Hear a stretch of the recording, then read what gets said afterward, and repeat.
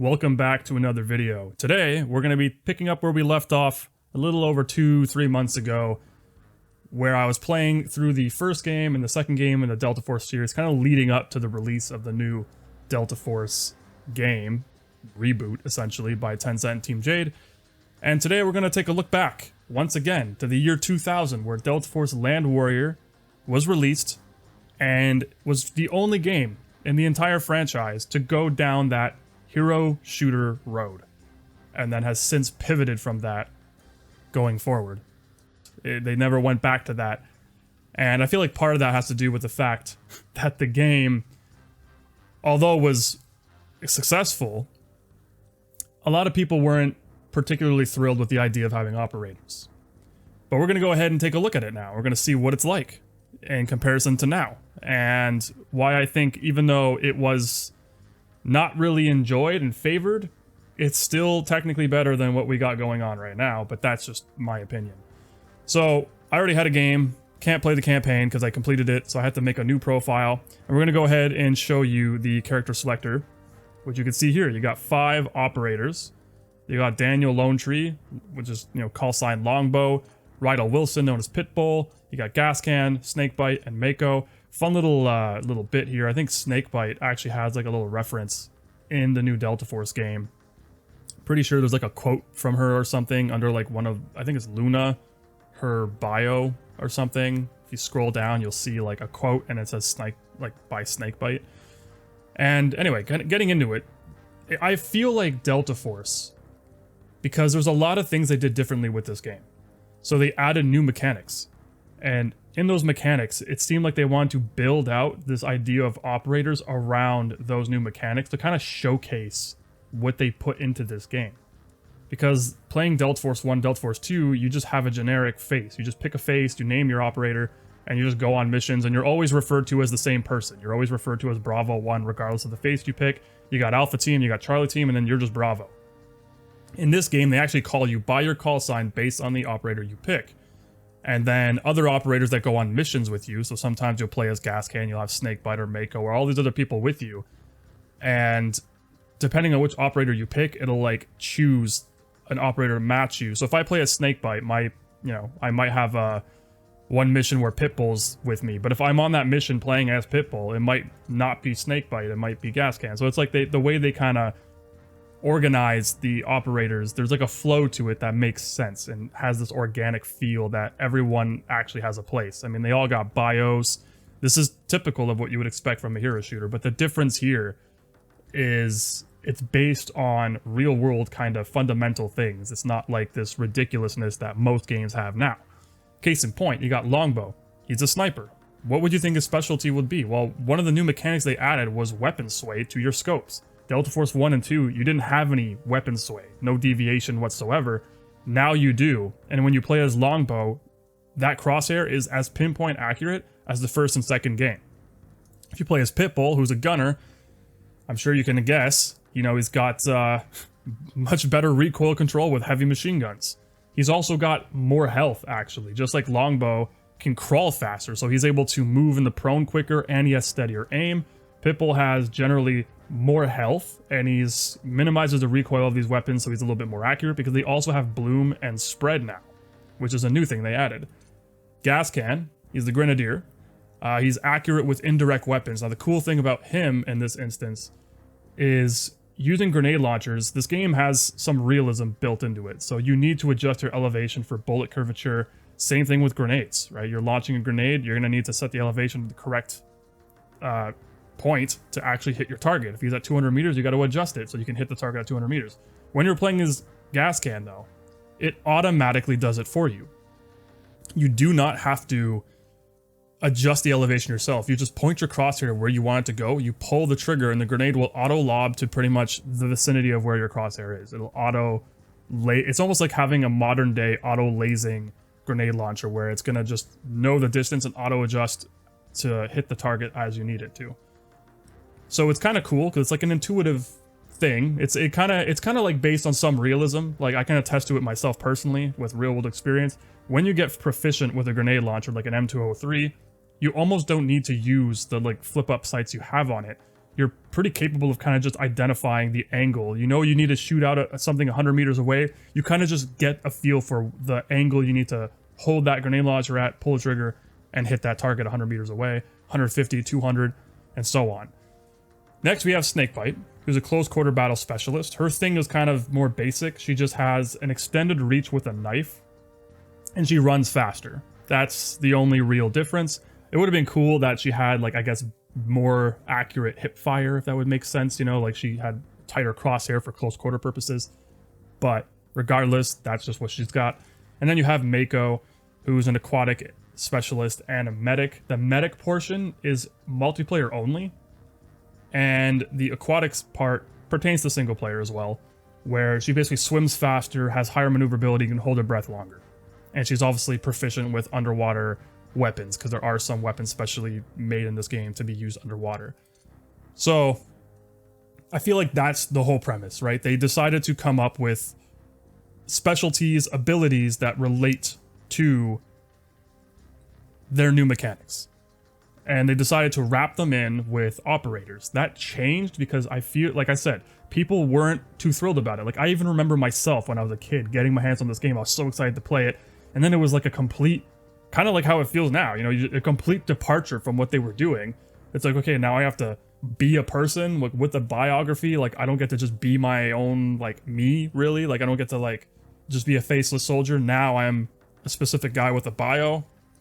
It was kind of cringy even then, and this is why they never did it again. Like, they just never went back to it. In fact, the standalone expansion, Task Force Dagger, took the same concepts, but did a better implementation of it, which was eliminating the operators and having special forces units.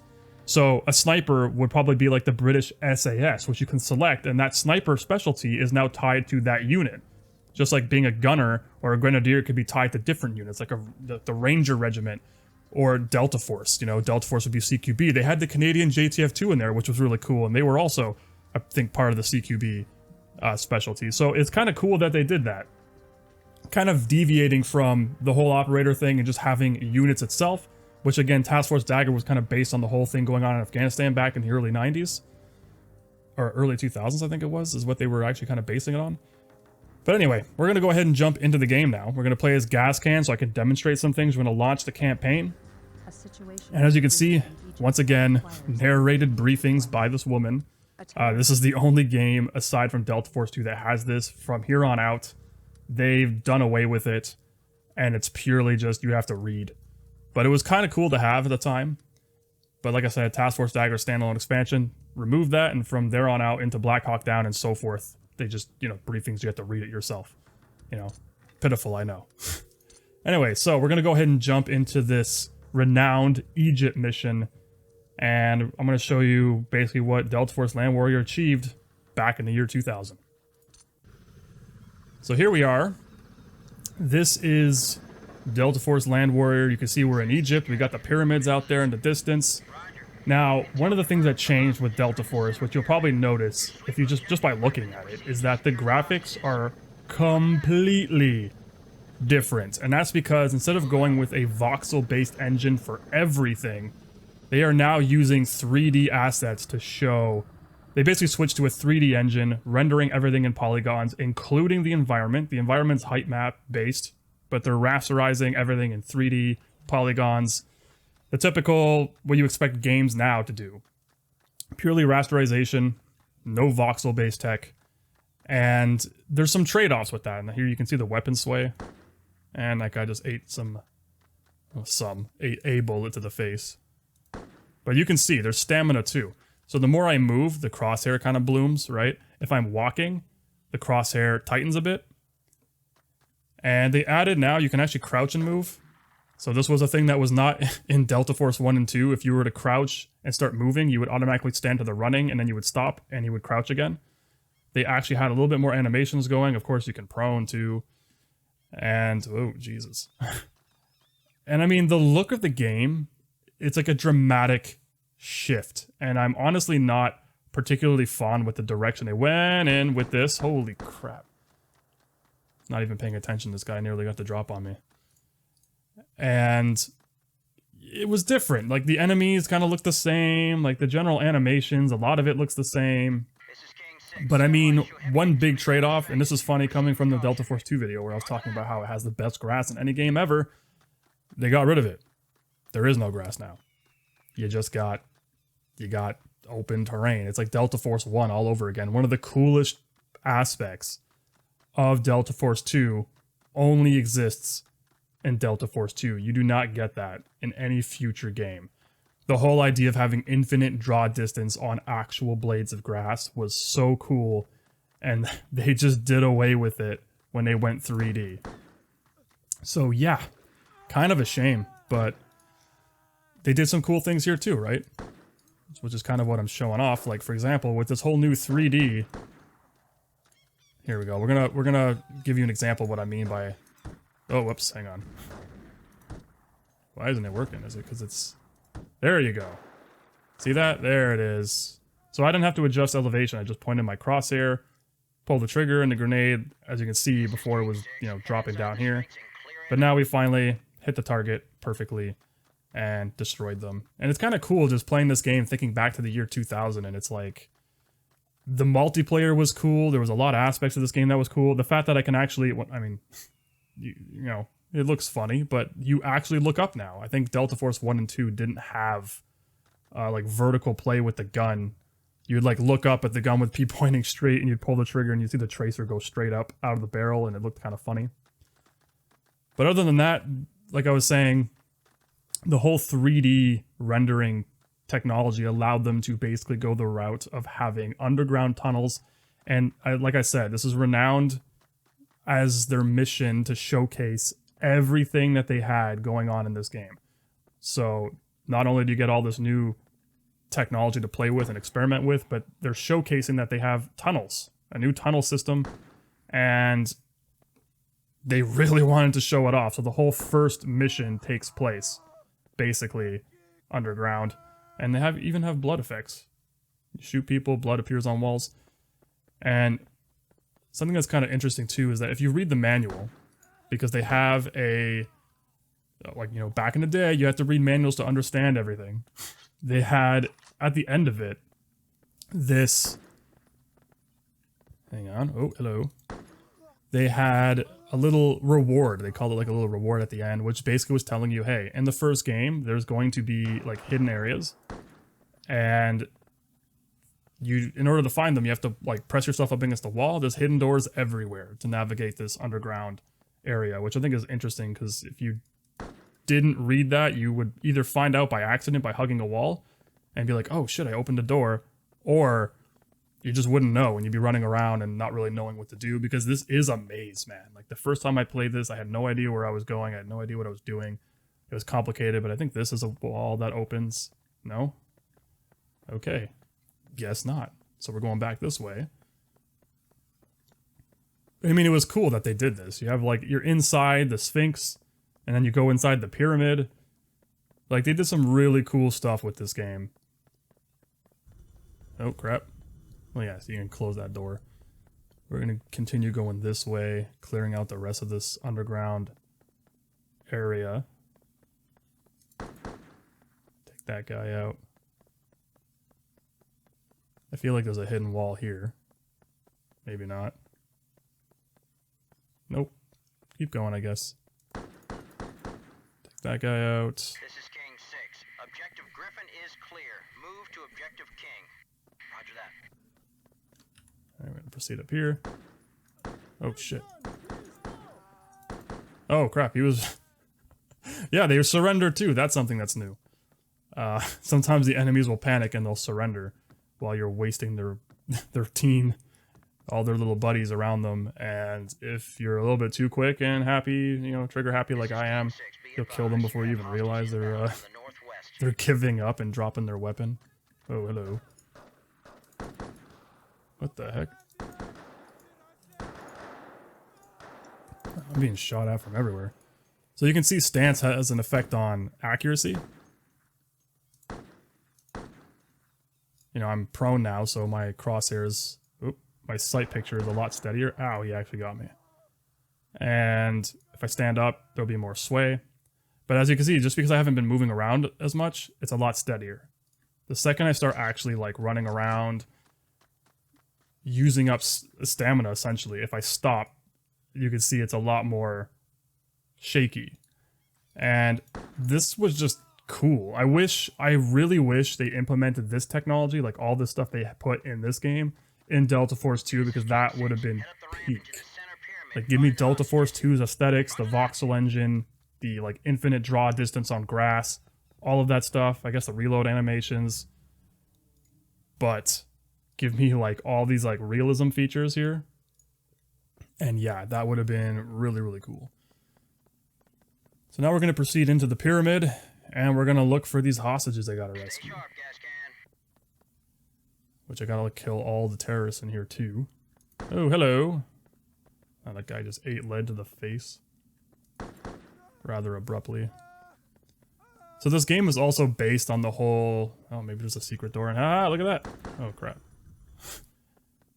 This game is kind of based on the whole Land Warrior system. Like that whole platform that was coming out a long time ago in the early 2000s, 90s, whatever it was. They had this Land Warrior system that they were trying to develop for soldiers. And I think it was like... I don't remember who said it, some general or something. It was quoted along the lines of like, I want an individual infantryman to basically be an F-16 on the ground. Yeah. So they want to be able to have a soldier that has the capabilities of like an F-16 multi-role aircraft, but as a foot soldier, you know, like on the ground, which was cool. That's where the OICW was born from. That's where all these concepts and ideas came from. Secret wall.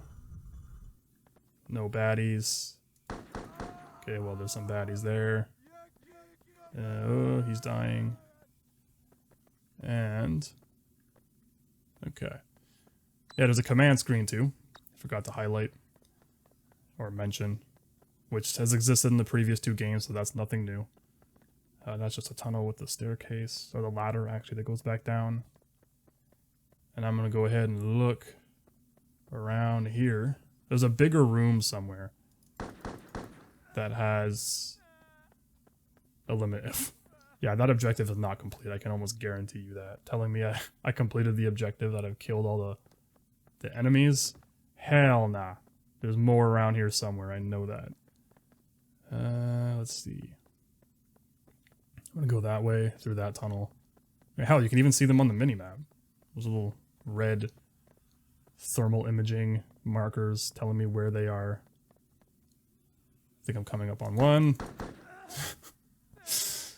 Yep. Gonna slow peek this guy. He's down. There's hostages there. That guy's down. He's down. Just killing everybody. Like the OG goat operator of all time. And there we go. Mission completed. Wasted all these guys and saved the hostages. Don't have to extract them. That was a little disappointing. Usually, you know, you would have to extract the hostages, and there's plenty of missions in this game where you do. But this is just a quick and clean example of what Delta Force Land Warrior was all about. It was cool for its time, man, but like I said, going 3D and changing some of the coolest things they had about the previous game was a little bit of a disappointment. And like I said, the whole hero shooter aspect, having operators, this was the first and only time they ever did it. And it's kind of amusing that, you know, the new reboot of Delta Force basically decided to take the one thing that people didn't like about the Delta Force franchise and bring it back and then futurize it and make it kind of, you know, a little quirky and cringy in some ways. But, you know, it is what it is. What can you do? You can't argue against these people who want to design the game and their vision. And even though it doesn't line up with people like me, who have more of like a grounded, realistic preference for these kind of games, you know, like Ground Branch is a perfect example of a modern day, what I would expect from a tactical shooter. Ready or Not, games like that, you know, Squad. This was more arcadey. Like, I would argue that the Delta Force series was essentially Call of Duty long before Call of Duty existed, but with more realistic attributes implemented into the game. Like Delta Force Black Hawk Down was more of that first initial foray into action-packed first-person shooter, where the previous games focus a little bit more on realism. So it's kind of like it did deviate even from like its tactical realism as time went on, but they always kept that authentic feel where this is what it's like to actually be conducting operations as an operator in a special forces unit. And it is what it is, right? It was cool, and it doesn't feel that way now, but what can you say? So thank you guys for joining me today on this video. I will see you guys on the next one.